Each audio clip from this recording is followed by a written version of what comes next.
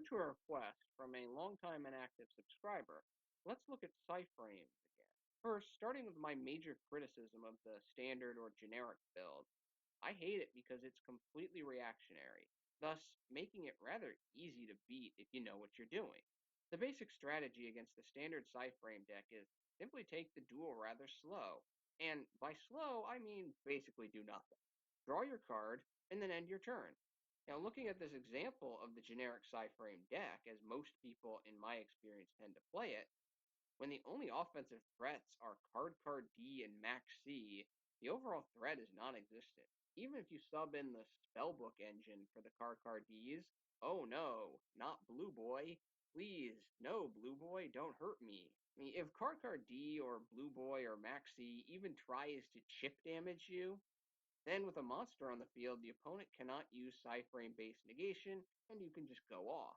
Eventually, with this do-nothing strategy, the opponent decks out and you win.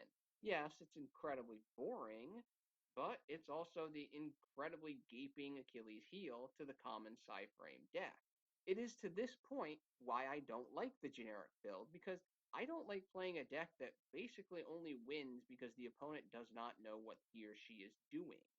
So I like running a more aggressive PSY-Frame deck that can create its own offensive tempo regardless of what the opponent does. In the past, this usually meant running Yusenjus, but now I think there's a better path. Looking at the core structure of my PSY-Frame deck here, for the core aspect of it, I run 3 copies of Alpha, 3 copies of Beta, and 3 copies of Gamma, for all 3 of their effects are critical for the success of the deck. Alpha searches out Circuit, Overload, or any specific PSY-Frame you may want. Beta stops attacks and ends the battle phase in addition to destroying the attacking monster that triggers it. And Gamma negates and destroys monsters that dare activate their effect. I only run 2 copies of Delta, for while negating spells is nice, especially when you initially try to activate that circuit going second, because your opponent might have a face-down Mystic Space Typhoon or something waiting for it. There are also a number of times in my experience when I've had Deltas just sit in my hand dead, their only usefulness is fuel for Overload. Siding 1 copy is always appropriate, though, for when those spell-heavy decks come a-calling. I side 2 copies of Epsilon, but do not main deck any copies, especially now that Vanity's Emptiness is no longer in the TCG, for almost all of the trap activation will take place when you have monsters on the field, unless you run into a trap-heavy deck like Paleozoics, and that's what the side deck is for. I run 2 copies of Driver, for 3 copies tend to be clocky, as you never want to draw Driver, and 1 copy is definitely not enough. I've never really had any major problems only running 2 copies instead of 3 copies. Finally, I run the standard 3 copies of Circuit and 3 copies of Overload, with the continuing lament, though, that Overload requires a PSY-Frame monster for cost rather than a PSY-Frame card. But considering if it did only require a PSY-Frame card, so you could use those extra copies of Overload and Circuit, Overload might not be at 3 copies anymore. Regarding the new support since my last deck build, I don't like multi-threader, for while the from-hand protection effect is nice, especially for protecting Circuit, the inability to pull it from the deck when a PSY-Frame tuner activates its effect hurts the flow of the deck. That deck pull makes Driver much more important because the second summons is required for negation, and if you try to run too many Drivers and too many multi-threaders for them to compensate for each other's weaknesses, you just get a lot of bricky hands and you have almost no chance at winning. The protection effect has also lost some steam in recent time, with Cosmic Cyclone seeing more play and numerous quick play multi-use destruction monster effects in the meta, which, okay, I protected my Circuit once, but once that end phase is over, you're just going to activate the effect of that monster again and then kill my Circuit. So basically my multi-threader was worthless. Most of the time, multi-threader will only be useful stopping the occasional Ghost Ogre. Another problem with the protection effect is that its only real use comes from protecting Circuit, which, as mentioned, was definitely useful, but for the level of tempo loss that multi-threader creates when drawing it, it's just not worth it for me. While its graveyard effect can be nice, the lack of an easy way to special summon PSY-Frame tuners hurts the usefulness of the effect, for emergency teleport is at 1 and generally unsearchable, making it difficult to rely on. I don't like Power Well in PSY-Frame decks, for it really is a win more card, and as I will now discuss, Accelerator just isn't a good card right now. Accelerator would be a fantastic card if PSY-Frames ever got a level 4 or lower monster they could actually normal summon. But until the culmination of that reality, Accelerator is trash. Protecting a tuner from being banished when summoned without Circuit is rather pointless for the deck's base, and there is almost nothing valuable to special summon from your hand, or you lose the potential negation element, and the on-field playmaking is almost always low impact or too inconsistent, even with a multi-threader in the graveyard summoning itself. When considering the remaining monsters, as discussed at length above, I feel it's important to have some level of offense, for relying entirely on Circuit and negation to produce your offense, be it counterattacking, is almost definitely going to fail based on the opponent just using a I won't do anything strategy, unless you frequently draw like Yugi or you play bad players. Fortunately, Maximum Crisis saw the release of a fantastic tech card for this deck in Fairy Tale Luna. Luna is a solid attacker at 1850, can be normal summoned, thins the deck while maintaining the ability to keep some normal summons pressure for the future by adding either another copy of herself or another fairy tale monster, and has the potential to Kieran-esque bounce herself and the opponent's face-up monster during either turn, creating additional interruption as well as clearing your field of monsters to allow you to activate PSY-Frame negation again. Yes, the bounce is not guaranteed, but the opponent will have to use resources to get through a single Luna if the bounce is negated, and when Luna leaves the field, your PSY-Frames are ready to go once again. I feel that 3 copies of Luna and 1 copy of Snow, another nice interrupter that can also help set up a feel zone, are staple in any PSY-Frame deck.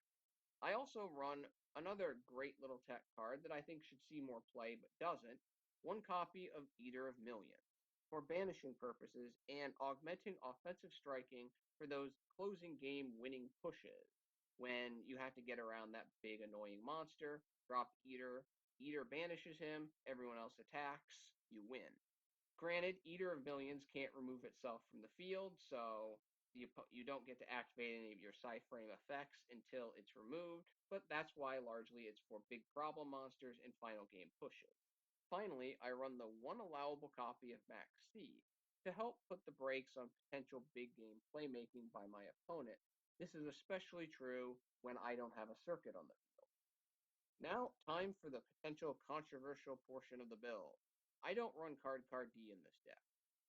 I don't like Card D in this deck because it completely strips the deck of tempo because of the immediate turn end. This is fine when you're playing completely passive, but when you're taking a more offensive thrust with the deck, losing that tempo really hurts. When you have a board and momentum, this card does little to help keep it or further advance it. At best, the play is for future recovery or maybe getting resources for overload, but because the draw is random, you don't know. When you're behind, facing an established board, playing this card is basically a death sentence unless you're lucky enough to draw Beta and try to hold on. If Circuit is not on the field, and it's not turn 1, then Card D is rather slow. In my opinion, the only time this card is useful is on your first turn when you are going first, and running a card that is only useful when in one particular situation just doesn't appeal to me. Also, I don't like running the Spellbook engine either due to the deck space issues, and it doesn't provide any meaningful offensive tempo either. It is basically just a different version of Card D. It is worth noting that while some may be overhyping the Spellbook engine as the big replacement that power creeps Card D, the reality is that that engine does require 3 to 5 more cards to run efficiently, cards that could be allocated to other strategies. Overall, I feel Card D is actually the better choice over the Spellbook engine, but I don't run either. For the spells, I run the standard 3 copies of Pot of Duality, for special summoning during your turn is almost unheard of outside of Eater of Millions or the occasional Psychic Field Zone. 2 copies of Terraforming because 3 can clog, and this deck really doesn't have a lot of good alternatives to, hey, I have this Terraforming sitting in my hand that I can't use. 2 copies of Dark Hole, and 1 copy of Raigeki. In the past, I favored Psychic Path over Psychic Field Zone due to the better tempo it provided, but the game has gotten even faster, and Link Summoning does not appear to be a proper counterbalance to this speed, so you will continually need to activate a Psy-Frame from hand to negate the opponent's tempo, even when Circuit is not on the field, thus both those pieces potentially getting banished. Therefore, Field Zone has more opportunity to be useful over Path, in addition to the banishment that comes from using Overload's effect. However, Field Zone is still not as good as I think some people believe it is, because smart players can reduce its effectiveness by destroying the summon tuner and letting the driver, or multi-threader if you choose to run him, be banished, forcing its activation to be driven by Overload banishing instead. Thus, in my opinion, I feel multiple copies of Field Zone tend to get bricky or cloggy, so I only run 1. Instead of Card D, I like running 2 copies of Gold Sarcophagus. The difference between Gold Sarcophagus and Card D is Card hurts tempo by taking a normal summons and ending the turn immediately, and only produces random draws, which may not actually help you.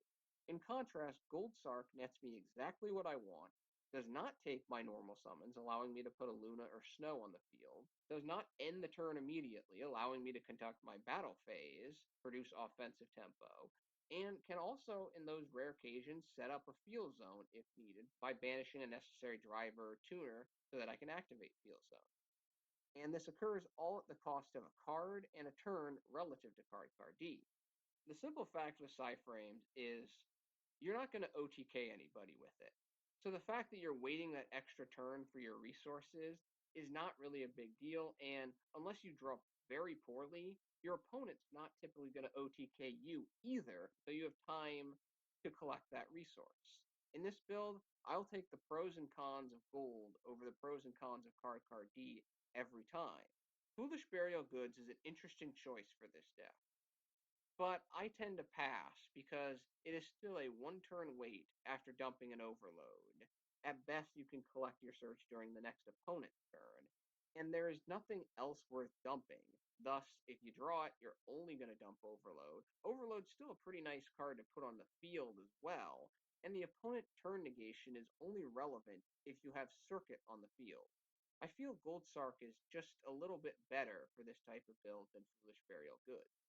Finally, for the remaining traps, I run the standard Interrupter and Torrential Tribute, and 3 copies of Drowning Mirror Force for those important pluses when the opponent has an established field. While Rise to Full Height is definitely an option in this deck, I try to avoid cheap loophole combos that really should be addressed by Konami. Also, the combination is too inconsistent for this deck, for it is another dependent on circuit combo in general. In the future, the trap card Metaverse should probably replace Terraforming, for it's a lot better in this deck due to its reactive nature and the ability to activate it during your opponent's turn, limiting the ability that your opponent has to destroy Circuit immediately. And Struggling Battle will be a staple in this deck when it's released. For the extra deck, I run 1 Crystal Wing Synchro Dragon, 1 Scarlight Red Dragon Archfiend, 2 Psy-Framelord Omegas. I feel 3 is a little overkill because Omega can return itself to the extra deck from the graveyard when you need it to. 1 Stardust Spark Dragon, 1 Michael the Arch-Lightsworn, 2 Psy-Framelord Zeta, Psychic Lifetrancer. This is basically just another target for Psychic Field Zone in those very rare situations where you need to increase your life points. 2 Black Rose Dragon, 1 Ancient Sacred Wyvern. This is your big hitter and can actually scare some opponents when you drop this after negating a monster effect off a Gamma. If they have no follow-up, you could be swinging with a 4,000 or 5,000 attack point monster, depending on the circumstances.